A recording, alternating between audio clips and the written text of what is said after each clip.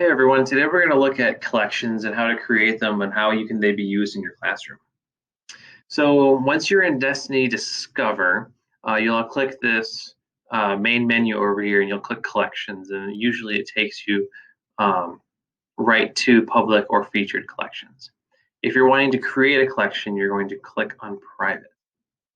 In the bottom right hand corner, you're going to select the plus and you'll create your list. So we'll call this one um, collection this video. And then for the description, we'll say this is where the description shows up so we can see where it's at.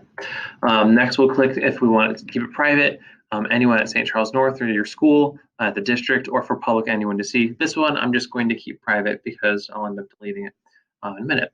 I'll then click next, and here is where you can click what grade levels you want it to be. I'm just going to select a few of them, and we're also going to do professional development, STEAM, fine arts, literacy, PE, and other. So those are the subjects we're going to put it towards. And then lastly, when you're here, you can choose the color you want it to be for the banner, and then you can select an image for it to be on there. They have stock photos that you can pick from, or if you want to upload something from your computer, you can do that as well. So I'm just going to click this one and then click create. Now with collections, you can add many different things in here, and it's very simple to add them in. You just click add an item, and you can add a URL to something. So let's say I wanted it to be, I don't know, ESPN.com. And it's appropriate for everyone. So I'm going to leave it like that. So I'm going to add a link to ESPN.com, and here we go. You can see it pops up and has a description here. And this is where the description is for the collection. I'm going to add another item. And if I wanted to add a YouTube playlist, I could put a YouTube playlist here. If I wanted to add do something from my Google Drive, I could click upload from my site in Google Drive. I may have to click sign in the first time to link it, and let's just say I'll just do the Wacom supports. Select. This is where the description shows up. You can tag it for something that you like. I can call it it comes up as a document, but if it's an article, an assessment, whatever it is, I can put it however I want it, and then click add.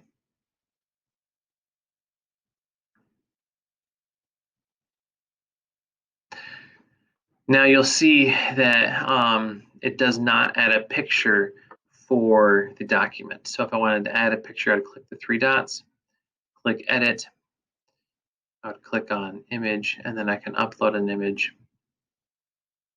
from my computer screen.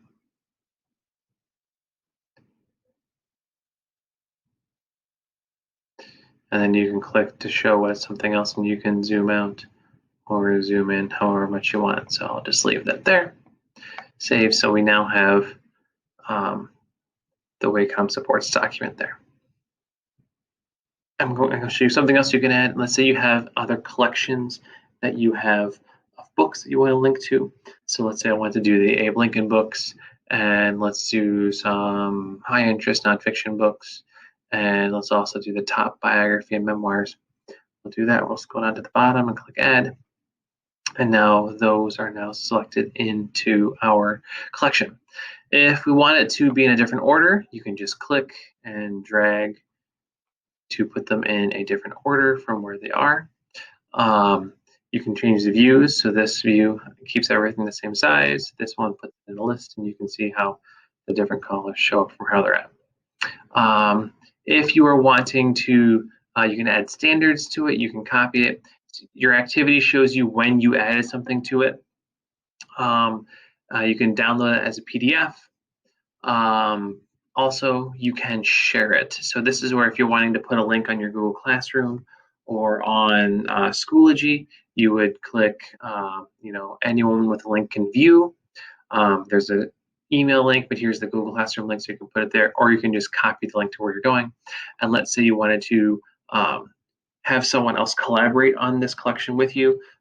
You could do that. So I'll do